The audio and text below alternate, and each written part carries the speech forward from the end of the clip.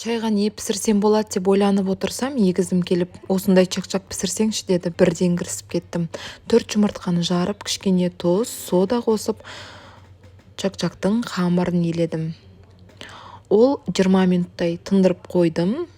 Міне менде дайын болды. Бірден жаюға кірістім. Жұп-жұқа етіп жайып, кестім. Осылай кесеміз. Өте жіңішке қып кессеңіздер, вообще күшті болады.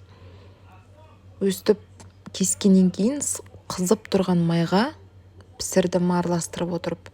Енді балды сироп жасайтын боламын. 100 мл суға 200 граммдай құмшекер және 200 граммдай балды қосып қайнатамын араластырып тұрып.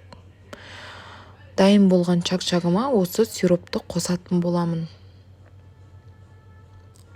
Күнжіт қуырдым кішкене. Бұны қоссаңыздар да болады, қоспасаңыздар да болады. Ол өз еркілеріңізде. Мейіз қостым кішкене. Жаңғақ қосып жіберсеңіздер де болады. Міне менің чақчағым дайын болды. Ас болсын.